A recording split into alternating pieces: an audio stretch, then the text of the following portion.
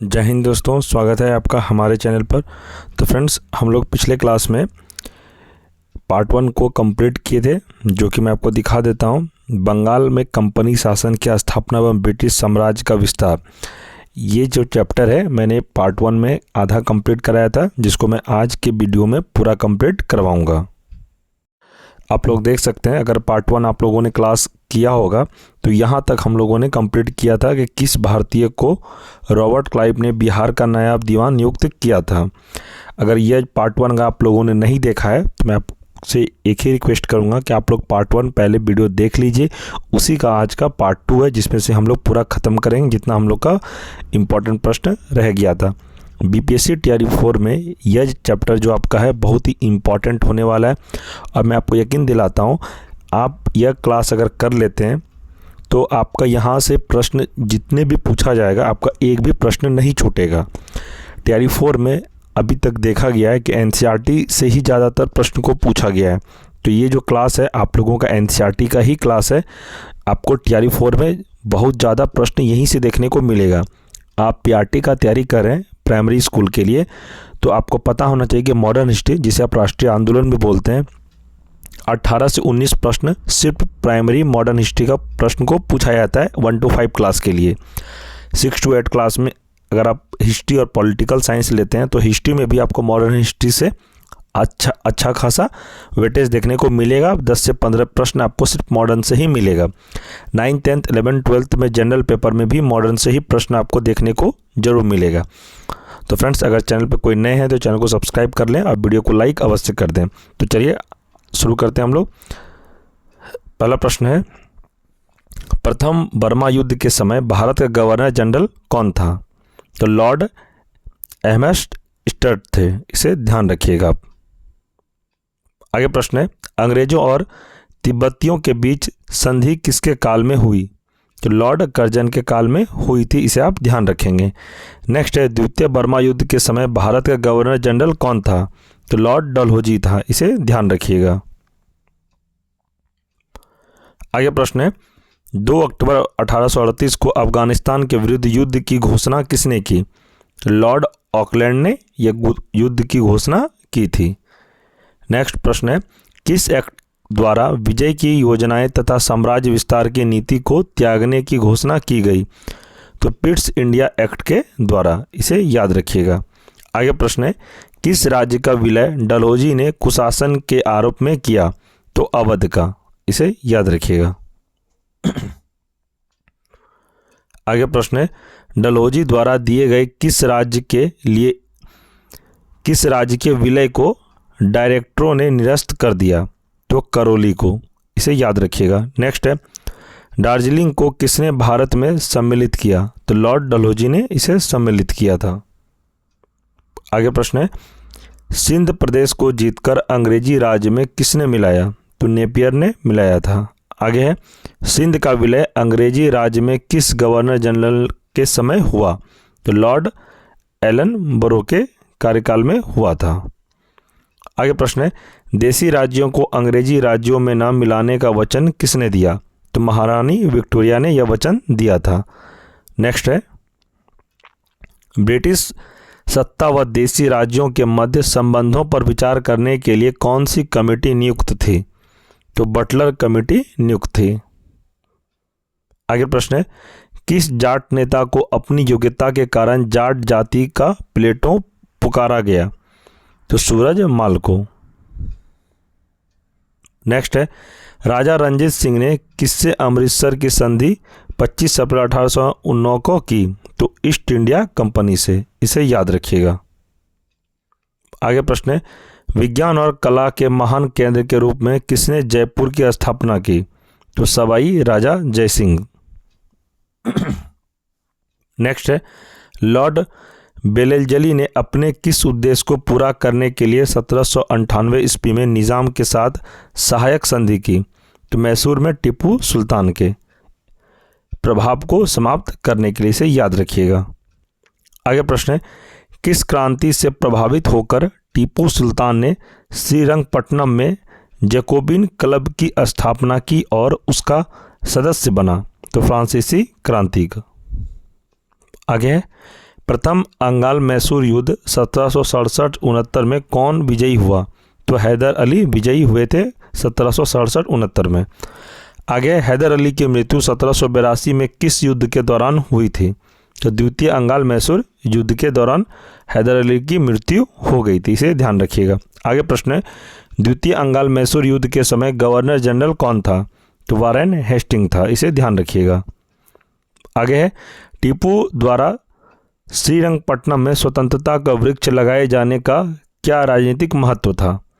तो यह फ्रांस और टीपू की मैत्री का प्रतीक था, इसे ध्यान रखिएगा।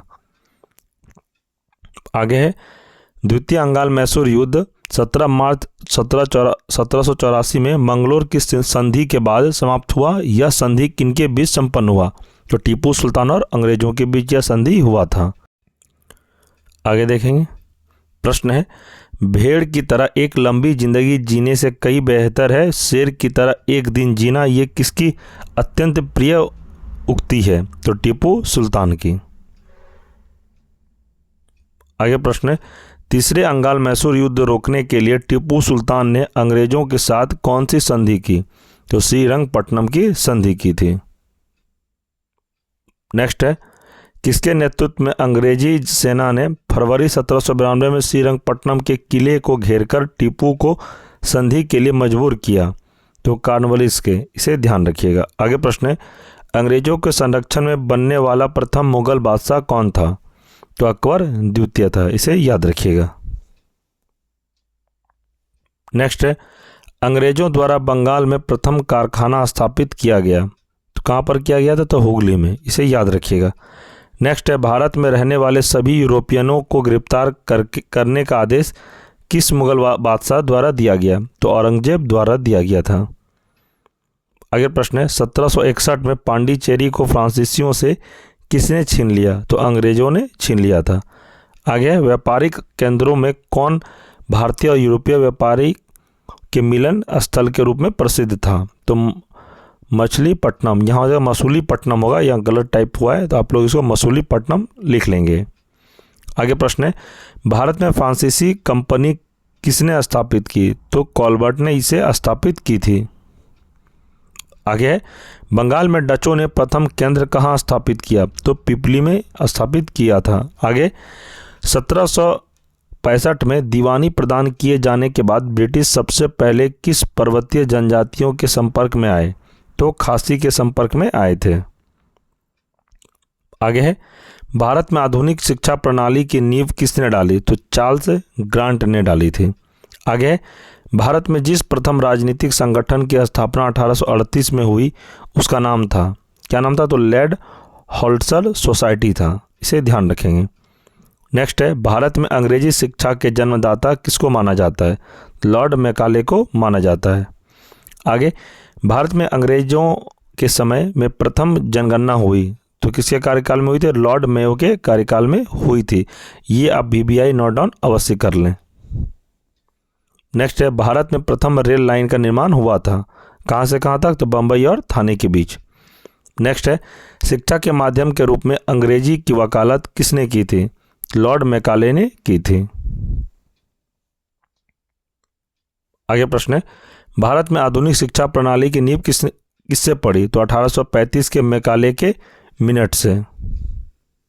आगे प्रश्न है, भारत के वायसरायों में किसके काल में Indian penal code, civil procedure code यानी प्रोसीजर कोड और क्रिमिनल प्रोसीजन कोड पारित किए गए थे? तो लॉर्ड कैनिंग के।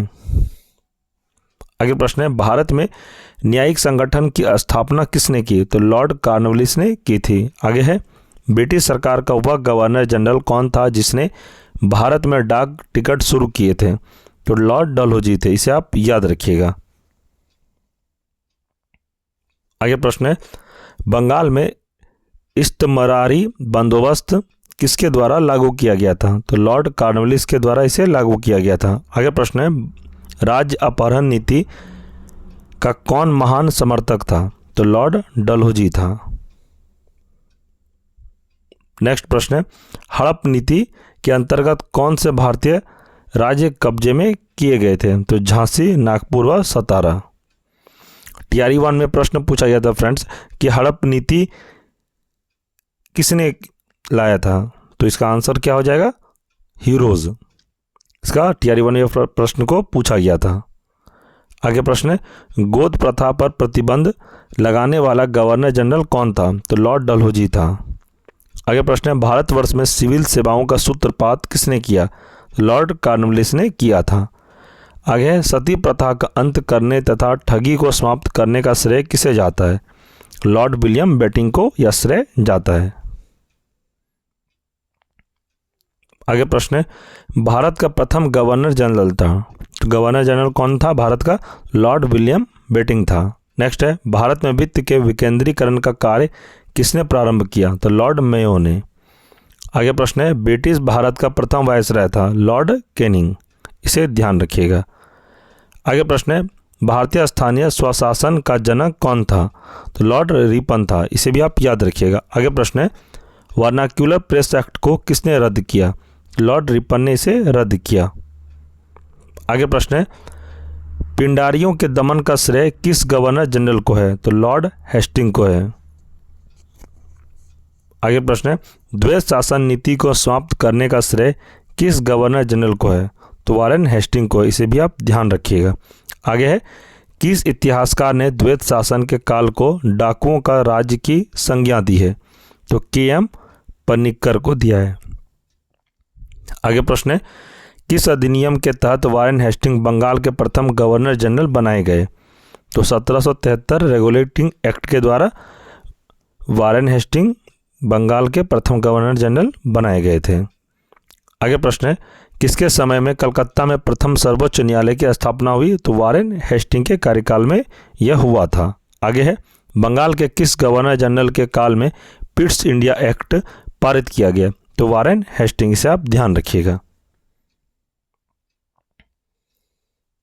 आगे प्रश्न है, सहायक संधि के संबंध में किसने कहा, हमारी नीति और हमारे लक्ष्य ने भारतीय राज्यों को शून्य की स्थिति में पहुंचा दिया है, तो लॉर्ड वेलेस्ली ने, इसका सही आंसर हो जाएगा।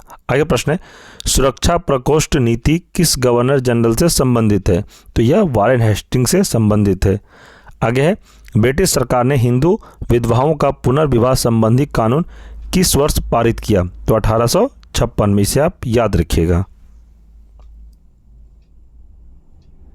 आगे प्रश्न है, लॉर्ड डलहौजी के उत्तराधिकार हरण सिद्धांत का सर्वप्रथम रियासत बनी, तो कहाँ पर, तो सतारा में। आगे, अफगानिस्तान के संबंध में अकमनीयता की नीति किसने अपनाई, तो सर जॉन लॉरेंस ने, इसे आप याद रखिएगा। आगे प्रश्न है, भारत में पाश्चात्य शिक्षा 1835 में किसने आरंभ की, लॉर्ड मैकाले ने इसे आरंभ की थी। नेक्स्ट है, 1 नवंबर 1858 को महारानी विक्टोरिया का घोषणा पत्र इलाहाबाद में पढ़कर कौन सुनाया था, तो लॉर्ड कैनिंग ने इसे पढ़कर सुनाया था। आगे प्रश्न है, प्रथम इंडियन काउंसिल एक्ट कब और किस वायसराय के कार्यकाल में पारित हुआ, 1861 में लॉर्ड कैनिंग के, इसे ध्यान रखिएगा। आगे प्रश्न है, आर्म्स एक्ट किस वायसराय के कार्यकाल में पारित हुआ, तो लॉर्ड लिटन के कार्यकाल में यह पारित हुआ था। आगे प्रश्न है, लॉर्ड लिटन की प्रतिक्रियावादी नीति का क्या परिणाम हुआ, तो भारतीयों को राष्ट्रीयता की भावना का विकास हुआ। फ्रेंड्स, एक ज़रूरी बात है, ये जो आप क्लास कर रहे हैं इसमें एनसीईआरटी और एचसीईआरटी दोनों मिक्स करके आपको पढ़ाया जा रहा है, और मैं आपको 100% गारंटी देता हूँ, अगर आप ये जो क्लास कर रहे हैं यहाँ से आपका 100% प्रश्न बनेगा।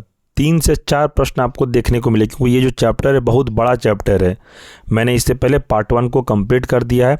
अगर आप लोगों ने पार्ट 1 नहीं देखा है तो मैं वीडियो का लिंक इस वीडियो के डिस्क्रिप्शन में प्रोवाइड करवा दूंगा। पहले आप लोग पार्ट 1 देखिएगा, उसी का यह पार्ट 2, एक ही चैप्टर का पार्ट 2 का क्लास चल रहा है आपका, यानी सेकेंड पार्ट, क्योंकि एक वीडियो में पॉसिबल नहीं था। मैंने इसलिए कहा था कि अभी पार्ट 1 पढ़ते हैं और सेकेंड पार्ट में इसको पूरा कंप्लीट करा दिया जाएगा, जो कि आज कंप्लीट हो जाएगा।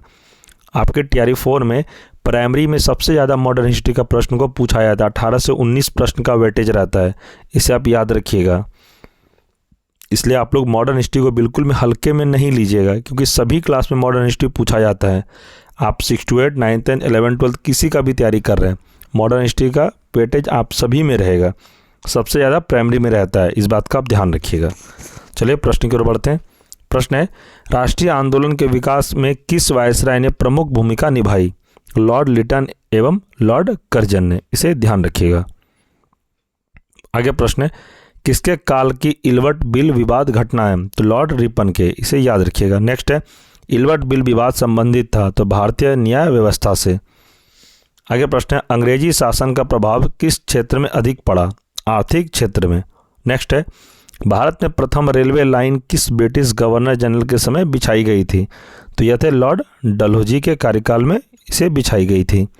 आगे है, भारत में प्रथम रेल लाइन किसने बिछवाई थी? तो जॉर्ज क्लार्क ने। नेक्स्ट है, भारत से ब्रिटेन की ओर संपत्ति के अपवहन का सिद्धांत किसने प्रतिपादित किया था? तो दादा भाई नौरोजी ने। आगे प्रश्न है, 1853 में लॉर्ड डलहौजी ने जो पहली टेलीग्राफ लाइन शुरू की वह किसके बीच थी? तो कलकत्ता और आगरा। नेक्स्ट है, भारत में ब्रिटिश भूराजस्व प्रणाली का किसने अधिक लाभ प्राप्त किया? तो जमींदारों ने यह लाभ प्राप्त किया था। आगे है, भारत में सबसे पहला सूती वस्त्र मिल किस शहर में स्थापित किया गया था? तो यह बंबई में स्थापित किया गया था। आगे प्रश्न है, ब्रिटिश सरकार ने भारत में अस्थायी बंदोबस्त कब लागू किया? तो 22 मई 1793 ईस्वी में, इसे आप ध्यान रखिएगा। नेक्स्ट है, रैयत बाड़ी भू राजस्व बंदोबस्त से कौन संबंधित है? तो यह सर थॉमस मुनरो। नेक्स्ट है, रैयत बाड़ी व्यवस्था कब लागू की गई थी? 1820 में। ये दोनों प्रश्न इंपॉर्टेंट हैं, आप लोग इसे नोट डाउन अवश्य कर लें। प्रश्न है, पहली बार औपचारिक रूप से महलबाड़ी प्रथा कब लागू की गई थी? तो 1822 में से लागू की गई थी। आगे प्रश्न है, अंग्रेजी शासनकाल में भारत का कौन सा क्षेत्र अफीम उत्पादन के लिए प्रसिद्ध था? तो यह बिहार था। आगे है, नील कृषकों की दुर्दशा पर लिखी गई पुस्तक नील दर्पण के लेखक कौन थे? तो यह थे दीनबंधु मित्र। आगे है, अंग्रेजों द्वारा सर्वप्रथम कहवा बागान कहाँ लगाए गए थे? तो वायनाड जनपद में लगाए गए थे। नेक्स्ट है, भारत में अंग्रेजों के समय में प्रथम जनगणना किसके कार्यकाल में हुई? लॉर्ड मेयो के कार्यकाल में हुई थी। नेक्स्ट है, उत्तरी भारत में भूमिकर व्यवस्था का प्रवर्तक किसे कहा जाता है? तो मार्टिन बर्ड को कहा जाता है। आगे प्रश्न है, ब्रिटिश शासन के दौरान भारत में उद्योगों का कोई स्वतंत्र विकास नहीं हुआ, इसका कारण था? क्या कारण था? तो भारी उद्योगों का अभाव। नेक्स्ट है, अस्थायी बंदोबस्त के तहत जमींदार के लगान भू राजस्व का कितना प्रतिशत राज्य को देना तय किया गया? तो 89% तय किया गया था, इसे आप ध्यान रखिएगा। आगे प्रश्न है, अंग्रेजों द्वारा रैयत बाड़ी बंदोबस्त लागू किया गया था? तो मद्रास प्रेसिडेंसी व बम्बई प्रेसिडेंसी, इसे ध्यान रखिएगा। भारतीय बुनकरों की दयनीय हालत पर किस ब्रिटिश गवर्नर ने कहा कि इनका दुख दर्द समूचे इतिहास में अतुलनीय है? तो विलियम बेटिंग ने, इसे आप याद रखिएगा। नेक्स्ट है, ब्रिटिश ईस्ट इंडिया कंपनी का व्यापारिक अधिकार अंतिम रूप से किस एक्ट के तहत समाप्त किया गया? 1833 का चार्टर एक्ट के तहत इसे समाप्त किया गया। आगे प्रश्न है, भारतीय शिक्षा का मैग्ना कार्टा कहा जाता है? तो वुड के घोषणा पत्र 1854 को, इसे आप ध्यान रखिएगा। आगे प्रश्न है, भारत में आधुनिक शिक्षा के जन्मदाता किसे कहा जाता है? तो चार्ल्स ग्रांट को कहा जाता है। नेक्स्ट है, भारत में आधुनिक उद्योगों की स्थापना कब आरंभ हुई? तो 1850 ईस्वी में। नेक्स्ट है, किसने भारत में रेलवे की स्थापना को आधुनिक उद्योगों का अग्रदूत जननी की संज्ञा दी? तो कार्ल मार्क्स ने, इसे आप ध्यान रखिएगा। नेक्स्ट है, पहली आधुनिक पटसन मिल स्थापित हुई तो कहाँ हुई? थी रिसरा, जो कि बंगाल में है। आगे प्रश्न है, पहले आधुनिक लोहा इस्पात उद्योग की स्थापना कहाँ हुई? तो कुल्टी वर्णपुर, जो कि पश्चिम बंगाल में स्थित है, इसे आप ध्यान रखिएगा। आगे प्रश्न है, किस कंपनी ने सर्वप्रथम भारत में रेल सेवा प्रारंभ की? तो ग्रेट इंडियन पेनिनसुलर रेलवे ने, इसे ध्यान रखिएगा। आगे प्रश्न है, अंग्रेज घुसपैठियों ने भारत के करघे को तोड़ डाला और चरखे को नष्ट कर दिया, यह कथन किसका है? तो कार्ल मार्क्स का है, इसे आप ध्यान रखिएगा। तो फ्रेंड्स, यह चैप्टर आपका पूरा कंप्लीट हो गया। और मैं आशा करता हूँ आप लोगों ने अच्छे से क्लास किया होगा। अगर आपको यह वीडियो एक बार में समझ में नहीं आता है तो मैं आपको एक एडवाइस दूंगा कि आप लोग वीडियो को 2 से 3 बार रिपीट करके देख लें। और फ्रेंड्स, मैं आपको बता दूं, ये जो क्लास अभी हुआ इससे पहले भी मैंने पार्ट 1 कंप्लीट करा दिया था, जो कि यहाँ से मैंने पढ़ाया था। आप लोग देख सकते हैं, ये पार्ट 1 में आपको मिलेगा। पार्ट 1 का लिंक मैं इस वीडियो के डिस्क्रिप्शन में प्रोवाइड करवा दूंगा। ये जो चैप्टर है 2 पार्ट में कवर किया गया है। आज का जो क्लास है ये दूसरा पार्ट था। पहला पार्ट मैंने पढ़ा रखा है, आप लोगों ने नहीं देखा तो मैं लिंक इस वीडियो के डिस्क्रिप्शन में प्रोवाइड करवा दूंगा, आप लोग अवश्य देख लीजिएगा। यह क्लास आप लोगों के लिए इम्पॉर्टेंट है TRE 4 के लिए। और फ्रेंड्स, मैं बहुत कम क्लास करवा रहा हूँ ताकि, और जितना करवा रहा हूँ आपके लिए इम्पॉर्टेंट ही है। ऐसा नहीं है कि मैं आपको सिर्फ ओरिजिनल कंटेंट दे रहा हूँ और एग्ज़ाम में आपको यही सब प्रश्न पूछा जाएगा। आप लोग जो ज़्यादा के चक्कर में जाते हैं, इधर पढ़ रहे हैं उधर पढ़ रहे हैं, ये नोट्स वो नोट्स, मैं देखता हूँ, मैं कमेंट भी सभी का पढ़ता हूँ। तो आप लोग कम पढ़िए, यानी कि सीमित चीज़ पढ़िए, लेकिन बार बार पढ़िए। हाँ, मैं यही कहूँगा, आगे आपकी मर्जी। इस चैनल पर मैंने पॉलिटी, साइंस, बायोलॉजी, ज्योग्राफी, बहुत सारा क्लास मैंने करा रखा है TRE 4 से संबंधित। अगर आप लोगों ने नहीं देखा है तो प्लेलिस्ट बना हुआ है, आप लोग अवश्य क्लास कर लें। चैप्टर वाइज सभी का क्लास कराया गया है, वो भी NCERT बेस्ड। मैं कोई भी फालतू क्लास नहीं करवा रहा हूँ, सिर्फ NCERT को ही मैं फॉलो कर रहा हूँ आप सभी के लिए। NCERT और SCERT जो बिहार बोर्ड में चलता है, इसलिए मैं ये दोनों पढ़ा रहा हूँ ताकि आपका एग्ज़ाम में एक भी प्रश्न नहीं छूटे, चाहे NCERT से पूछे चाहे SCERT से पूछे, आपका एक भी प्रश्न नहीं छूटना चाहिए। ये मेरा हमेशा से जोर रहता है कि आपका प्रश्न कहाँ से बन रहा है और कैसे आपको एग्ज़ाम में बनाना है। जितना मैं पढ़ाया हूँ अभी तक, सभी का PDF नोट्स भी मैंने टेलीग्राम ग्रुप में प्रोवाइड करवा दिया है।